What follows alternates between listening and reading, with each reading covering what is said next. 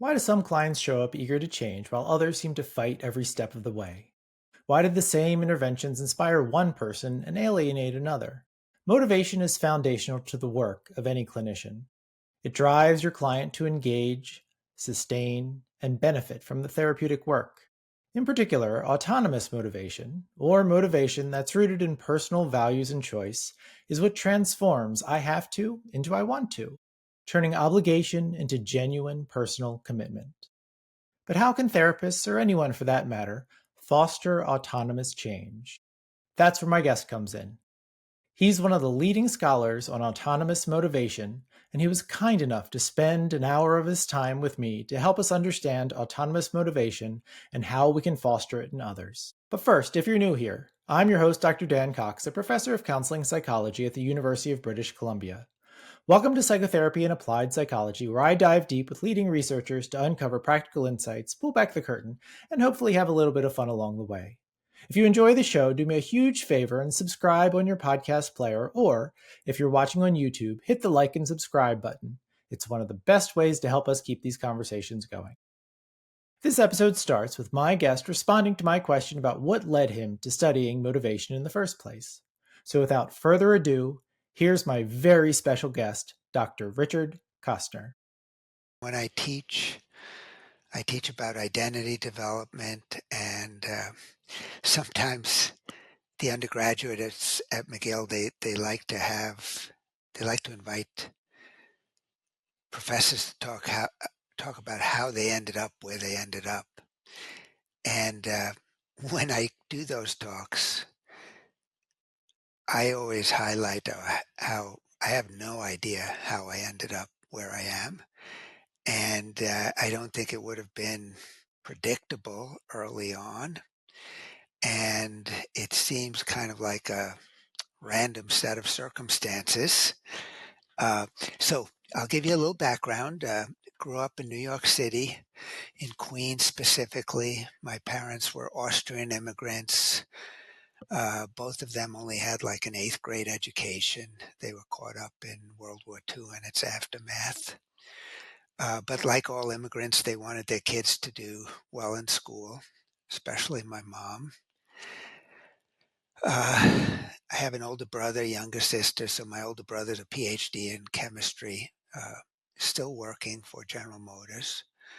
I got a PhD in clinical psychology, and my sister is a nurse practitioner with a master's degree. Uh, because my mom was really keen on education, when I was like 5 or 6, maybe 6 or 7, she hit upon the idea that I would get into this one school in New York City that was quite famous for.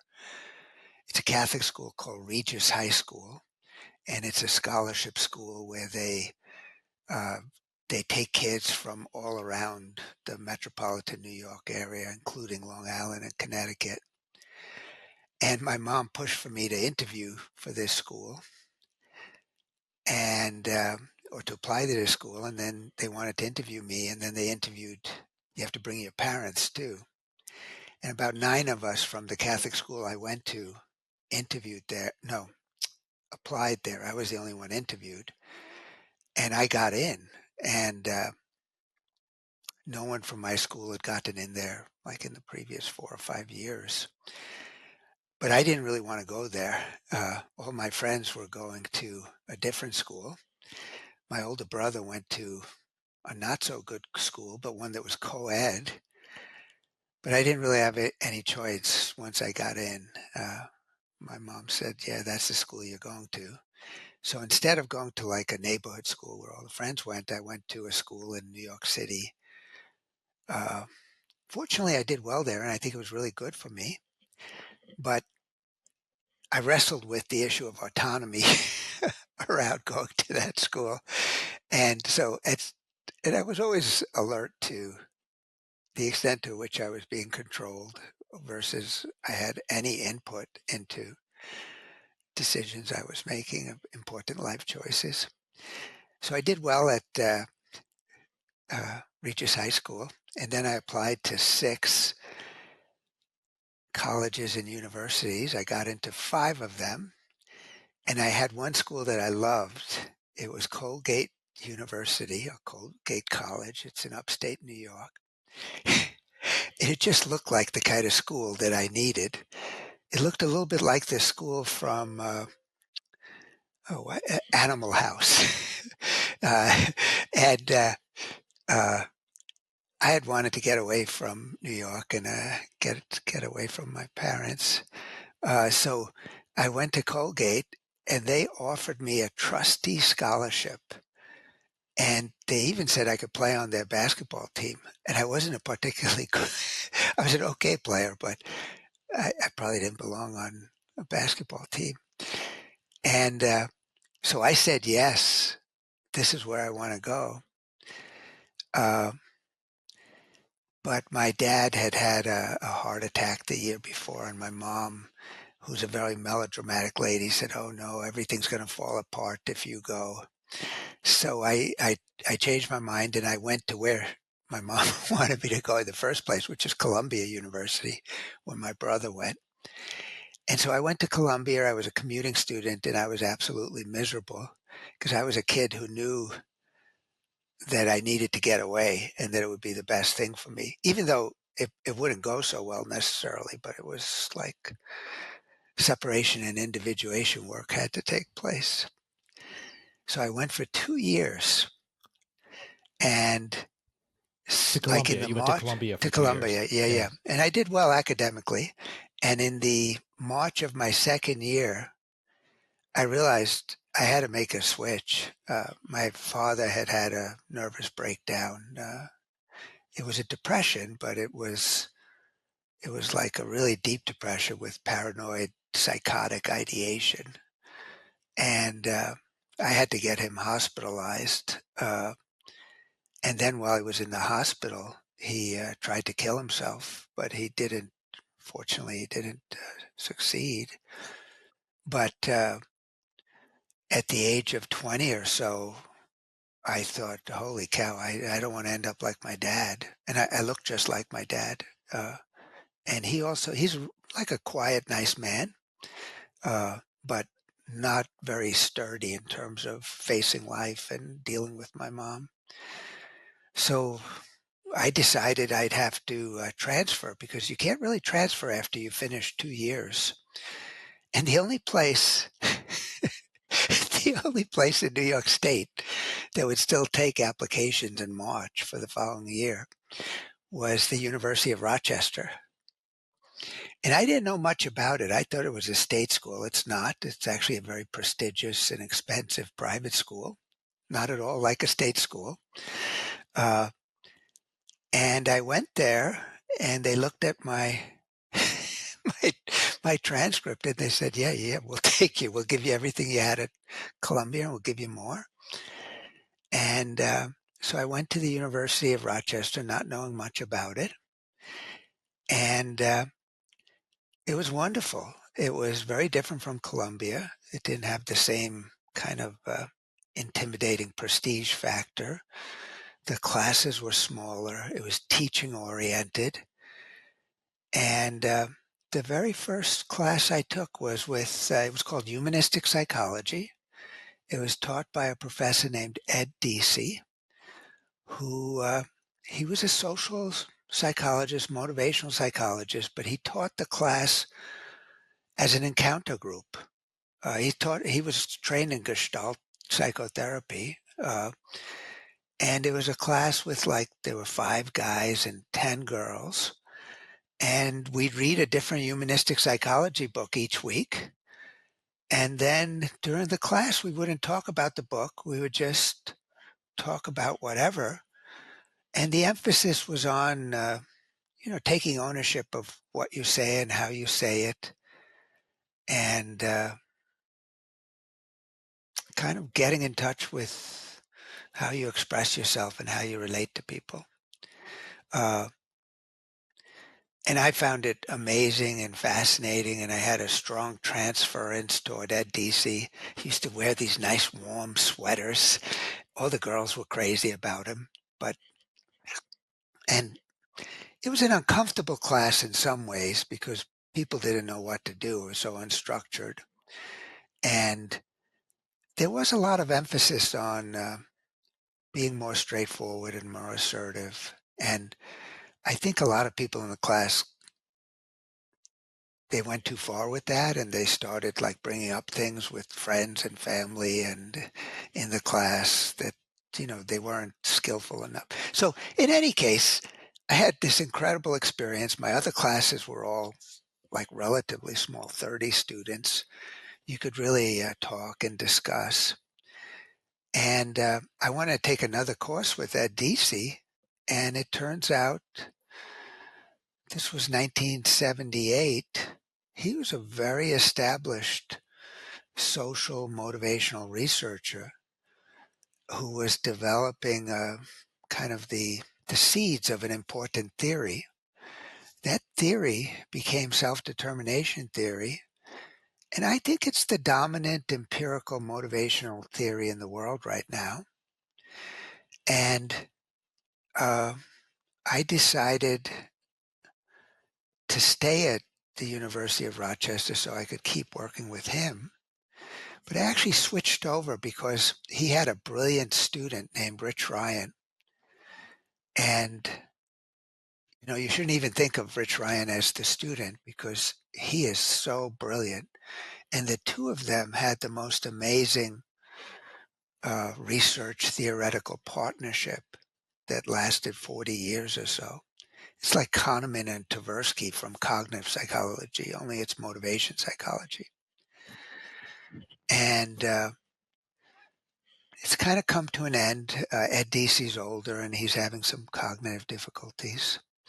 Um, Rich Ryan is still going strong, but uh, so because because I wanted to get away from home, because I didn't get into Colgate, because the only school that was still available to apply to was the University of Rochester, and because I happened to see humanistic psychology, that sounds cool, and then because that teacher happened to be uh, like an amazing person who was building it. So I got in at the ground floor. I was one of the like 2 or 3 earliest students, and I've been working with that theory for 40 years. I did do other things, and but I was so lucky to get in on the ground floor of a theory that is empirically strong and that's optimistic and hopeful and humanistic and organismic. So just I'm a very lucky, fortunate person, and I owe so much to Ed DC and Rich Ryan. They're just amazing.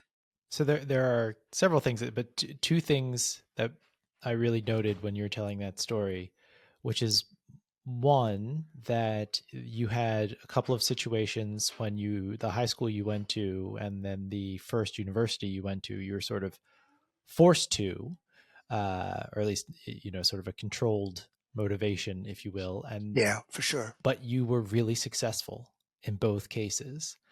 And so we'll sort of get into that, how it relates to your research later on. But then the other thing that really stood out was, well, the encounter group situation, which, one, there's no way you could get away with that today.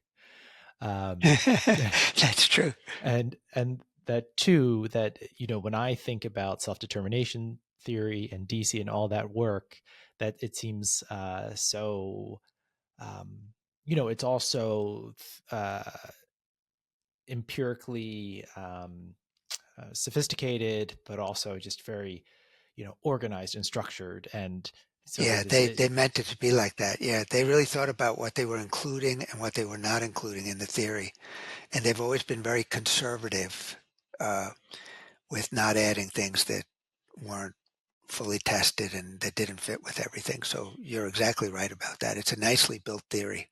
yeah. And when I think about sort of doing an encounter group in an undergraduate class in the 70s, it just seems very antagonistic to that whole way of like approaching, uh, scholarship or any sort of anything in life. I would say it was a Gestalt group. And if you ever watch the famous psychotherapy videos with Fritz Perls, He was a pretty confrontive, hostile fellow. He was screaming at this one patient who saw him and Carl Rogers and Albert Ellis, and he kept saying, "Are you a little girl? Are you a little girl? Why are you acting like a little girl?" But this, with Ed Deasy, he was a very mellow, soft-spoken person. He would never challenge. It was the other students who sometimes felt emboldened to speak their true feelings without realizing it was just a way to express anger and hostility. It's a poor sucker who was in your class. So, rather than ask you to give an overview of self determination theory, one of the things I was thinking that could be helpful is sort of a broad, but still have somewhat of an overview, but hit some of the finer points that we're going to be talking about is, in reading your work and more broadly about self determination theory, there are these constructs that, goals, motivations, psychological needs. I was wondering if you could help us understand sort of what these things are, but then also like how they relate to each other. Yeah, I think that gets confusing.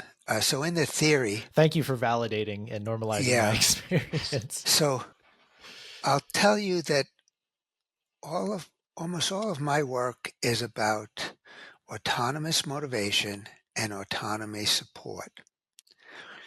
And the larger theory, I've heard people say that if Rich and Ed were to do it over, instead of calling it self-determination theory, they might call it basic psychological needs theory. Uh, when when I was working with Ed early on, he really focused on autonomy and then competence, but he kind of ignored relatedness. Rich Ryan,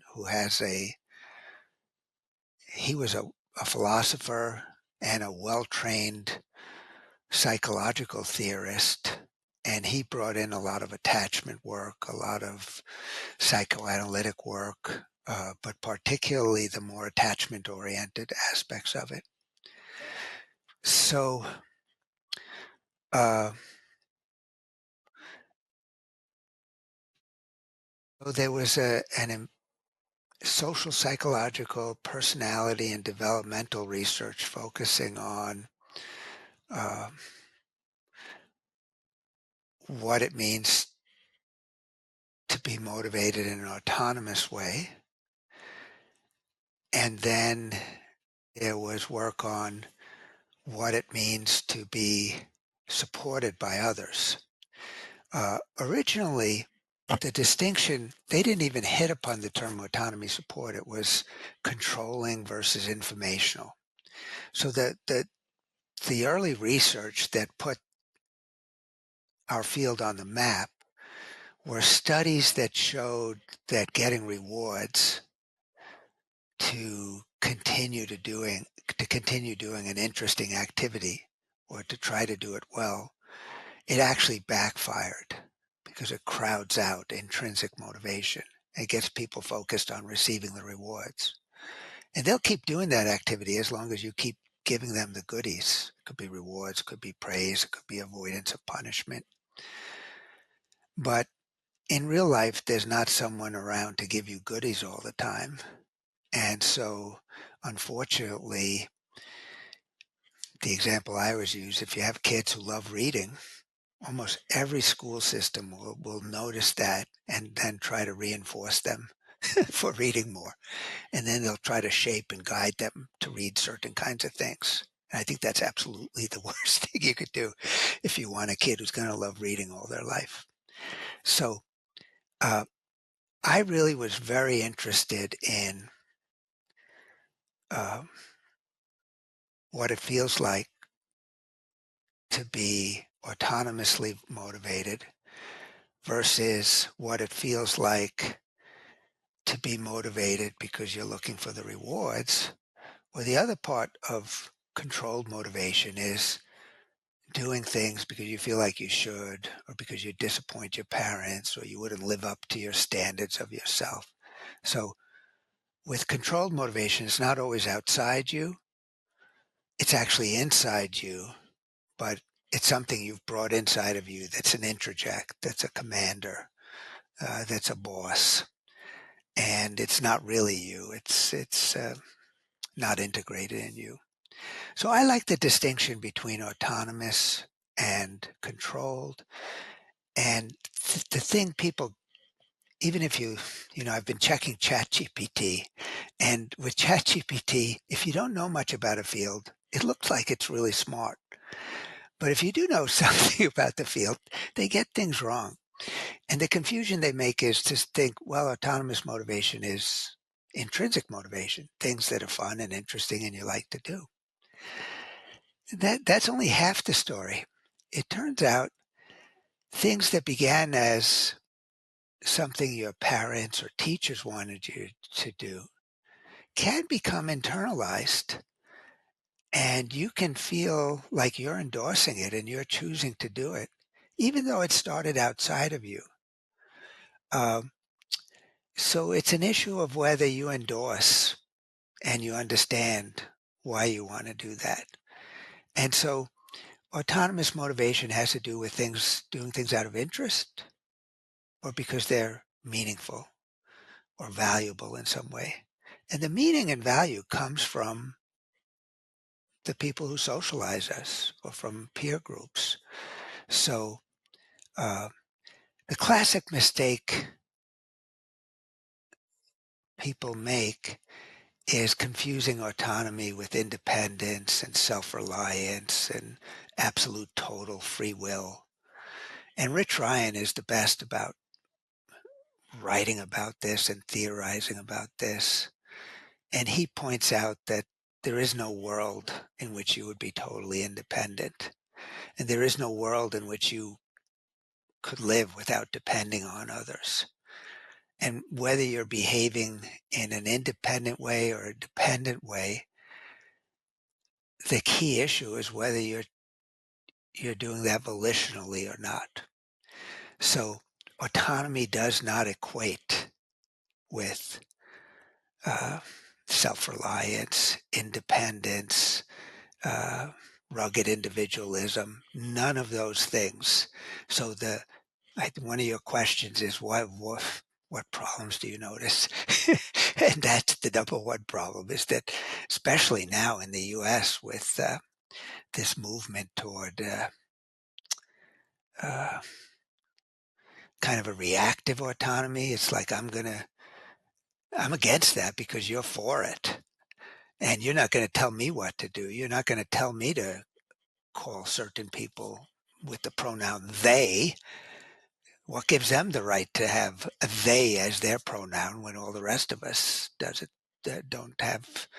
So, uh, It's sort of like the cliche of like the rebelling teenager or adolescent, where oh, it's like exactly. Yeah, yeah, because my parents told me to do it, I'm going to do the opposite for no other reason. Like that's what I'm yeah, hearing yeah, you say, is that reactive.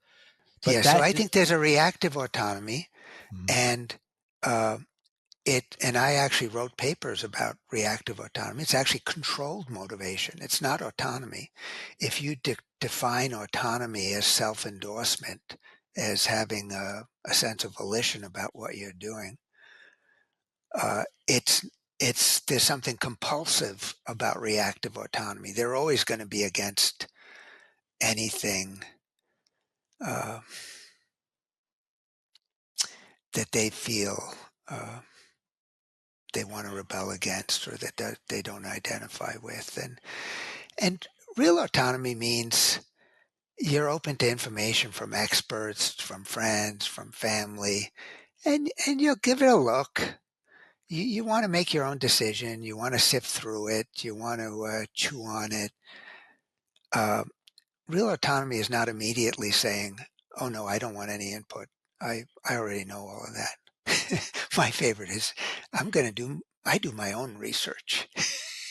Yeah, sure. So you have a PhD in public health, so you're trained to do your own research. You don't need any input.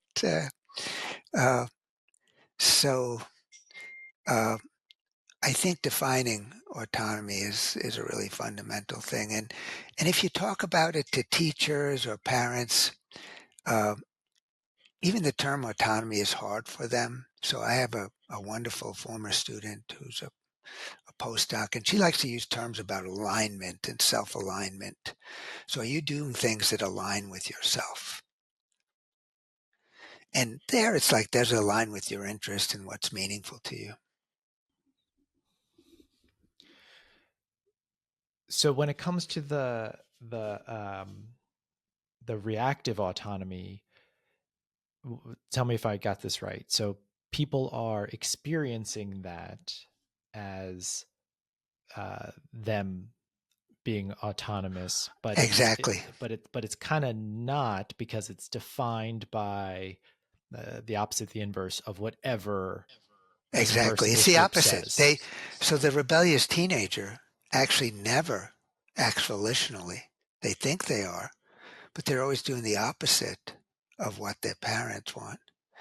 And, you know, in terms of many people's views in North America, a lot of it is built on polarization and being against whatever the group they're against is suggesting. So it's controlled motivation.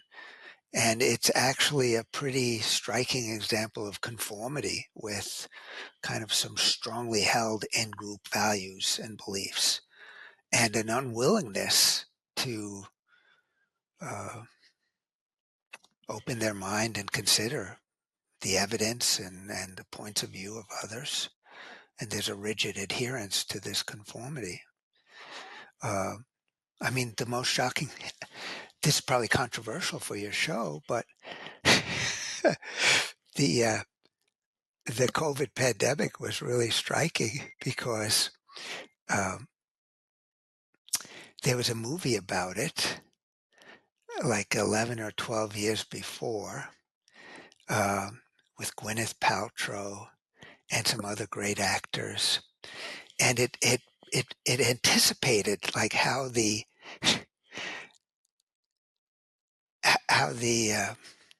uh, what am I trying to say? The virus would develop and how it would be spread and how it would cause panic, and how some people would take advantage of the panic.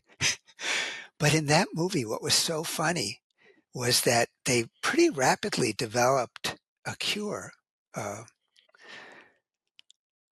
and that was kind of the end of the movie because everyone went out and they got inoculated and the drama was over. And that's not what happened for us because no one trusted the science. Everyone wanted to do their own research and they wanted to be autonomous about this.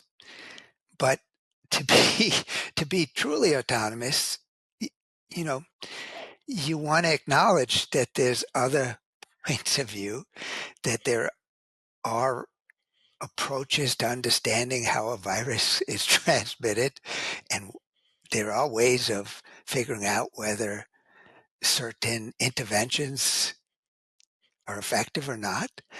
And so I thought that was all reactive autonomy. And uh, now that allows the possibility that some people would look at the evidence, think about it, and decide, okay, I'm not going to have a vaccine because, here are my reasons. But I think it was mostly an anti-conformist, uh, faux, faux independent kind of motivation. Uh, and uh, I've actually developed my ideas about autonomy have changed. I used to call it like reflective autonomy versus reactive. Reactive were people who immediately know what they're for and what they're against. Reflective are people who kind of consider what their interests are, what's valuable to them, whether some people are pushing them to do it and how they should react to that. And then they go through a process. I now think that autonomy is actually more collaborative, so that the most truly autonomous people are the ones who are open to input from others around them, and the people who are likely to make the best decisions are the people who are interested in who are the experts, who are the people who've had similar experiences, uh, and who will want to weigh that information before making their own decision and seeing how, all of that information fits with them and who they trust. But I also think that in most of our work settings, it's hard to be the one who has to make all the decisions, especially because our work lives are so pressured. And if you're the chair of the department or if you're the head of your organization, it's really burdensome and impossible. But if you're in charge with a group of other people, and if you have a good group that supports each other, we can accomplish a lot of stuff. So I've tried to change the way my own lab works. I used to just work like one-on-one with each student, and we were working in different spheres. And I don't do that anymore. That's not efficient, and it fails to take advantage of uh, kind of a wonderful group process if you have a functional lab where the professor isn't the one who's like socializing all the other students and the new students. It's actually something that happens organically within the people who make up the lab, and there's actually kind of a passing of knowledge on to the next group. Uh, and I think that's healthy and good. So, um, yeah, so I was most interested in autonomy, uh, and then I'm interested in autonomy support, and I'm very sensitive to a distinction between control and autonomy support. I can tell when people are trying to control me. I can tell even when people are sneaky about how they control you, where they're not, they don't use the code words of control, but they're trying to appeal to you being special or talented or like you could do something that other people haven't done. And it's another subtle form of control that I don't have much use for. So when we think about autonomous motivation, right, one of the ideas there is that our goals are concordant with our values. How do we, do you have any thoughts about how we figure out what it is that we do value? I actually focus more on what it is that interests me. Hmm. So autonomy is interest and value. And I think interest is a higher level. I I I uh, I like to be aware of how I feel when I'm doing different things and where it's leading to. I don't stop too much and worry about, oh, is this really the most valuable thing I could be doing? I usually trust that if it's interesting and engaging, and if I'm trying to get better at it, I trust that it will lead to good things for me. Uh, and that does come in with values. And in self-determination theory, they distinguish between intrinsic and extrinsic values, with the extrinsic being the consumer values. So wanting to be rich, wanting to be attractive, wanting to be popular. And the intrinsic values are more about uh, personal growth, connecting with other people, contributing to your community, more of the goody goody. I think some people would say, oh, they seem like goody goody. Uh, uh, what do they call that when you go to like religious training, Sunday school values?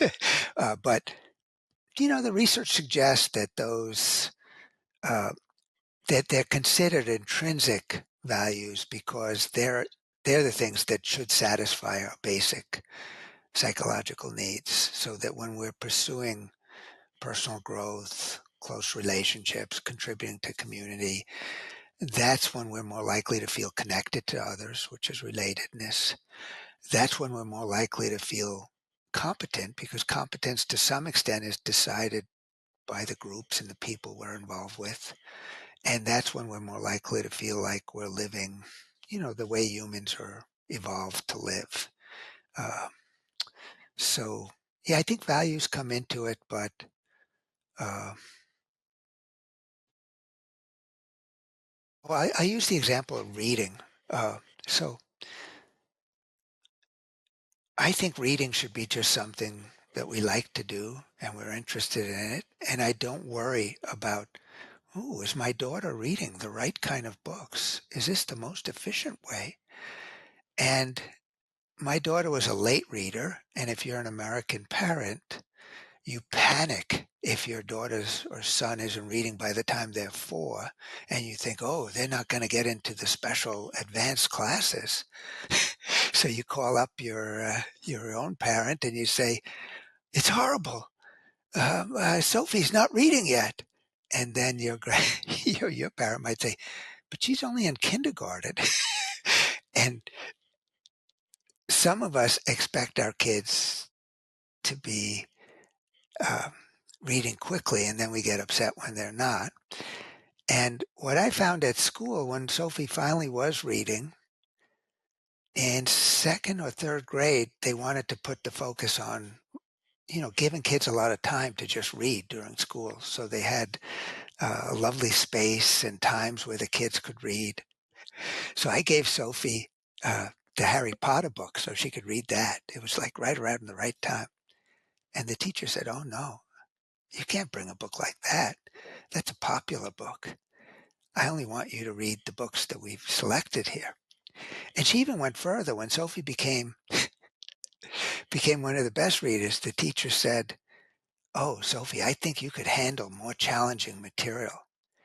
I have a story here about a boy on an island in the Pacific, and there was a tidal wave that wiped out the whole island, but the boy had to survive by climbing up into the mountains. That's the kind of book I want you to read. And I was outraged by that because Sophie quite liked my Harry Potter book and she liked other books too. But that's where values are getting in the way of pursuing your natural interest. And I think we should trust kids to read what interests them. And what the early studies that Adichie showed was that if you pursue things that are interesting to you, you're going to make it more challenging to yourself. And there's a natural progression toward more challenging and complex that goes. You're not going to be reading the Harry Potter books the whole time. That will progress to some other more sophisticated kind of reading. And I just think every time we jump in and think we know, okay, this kid's talented, we're going to guide them on the right. Oh, I'll give you another one of my spiels. So you were probably good at school. I was good at school. And when I was a professor, I'd sometimes find a student where I thought, oh boy, this student is just, she's so good at this, or he's so good at this. And there's a risk because there are some people who pick things up very well and who always come across as if they're natural. So the student that I would think of, oh, this is going to be the best motivation student I've ever had, there were probably 5 to 10 other people in her life that had identified her as the best tennis player, the best math student, the best this, the best that. And um, there's a danger of, uh, wanting to guide them and wanting them to go in a certain direction. I see this a lot with very talented women science students. There's such an emphasis on, oh, we need more women in the sciences. But the funny thing is, some of those women who are brilliant at physics and math, when they take psychology, they fall in love with it. And they get the message, oh, you shouldn't waste your time on psychology. You should be doing physics and math. Or if you're great at language learning or something, oh, no, you have that talent. We want you to go in this direction. And I think that's almost always a mistake. We should let kids pursue their interests, and we have to trust that even even a kid who goes for dramatic arts is probably going to end up making more of a contribution and having a better life if they're allowed to follow their interests rather than being funneled into being an engineer or something. Mhm.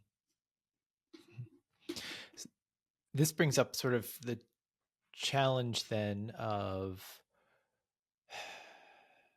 right, the challenge that every parent, every teacher has when they see an interest in a kid, and how to foster that and support them and sort of provide opportunities for the next step or a potential next step without having them feel like they're being controlled. They're almost always being controlled, and it's really hard for the parents. I actually teach extensively about the development of expertise, and parents play a vital role in terms of exposing them early on, encouraging them, finding a motivating coach early, one that will help them keep this love of the activity, but then transitioning at age 8 or 9 to not such of a motivating coach, but one who has the level of training that will bring out the best. And there's so many things that can go wrong on that pathway to excellence.